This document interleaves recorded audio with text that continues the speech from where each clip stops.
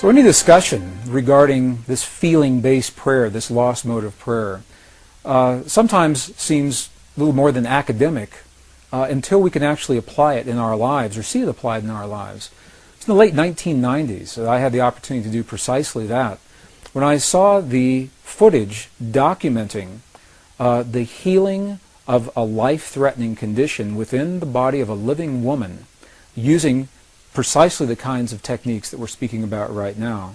For me, it was this kind of information that took this lost modality of prayer out of the realm of academics and into something that's very real that we can apply in our lives.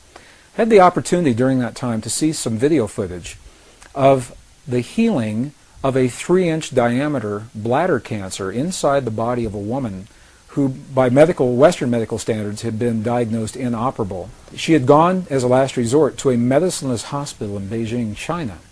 It was in this medicineless hospital where they began simply by addressing the life-affirming ways that she could change how she was living her life. They taught her life-affirming ways to breathe and life-affirming ways to nourish her body, gentle movements to stimulate the energy centers in her body. And as she was doing these and strengthening her body, at one point it made sense to undergo a process. Now I'd like to share this. I'd like to describe it to you as a very potent example of how the feeling world inside of our bodies has a direct effect, in this case a very graphic effect, on the world beyond our bodies. So in the video documentation, the film shows a woman lying on in a hospital room. She's fully awake, she's fully conscious, she believes in the process that's about to happen. Before her, there is an ultrasound technician who is running an ultrasound wand over her lower abdomen that we can see on a split-screen television.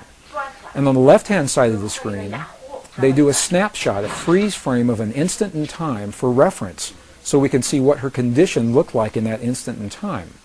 On the right-hand side of the screen, we are able to watch real time as 3 practitioners stand behind her, working with the energy in her body and with the feelings in their bodies.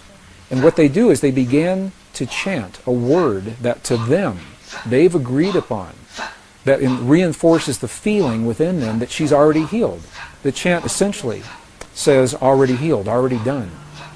And as they begin to have this feeling and to say these words among themselves, on the computer screen, on the television screen, we can watch in real time this cancerous tumor as it disappears in less than 3 minutes real time. It's not like time-lapse on a documentary where you see a rose unfold in 30 seconds in something that normally takes days. This literally happens in less than 3 minutes. Her body responded to the feelings of the practitioners who were trained to have the kinds of feelings that they were having.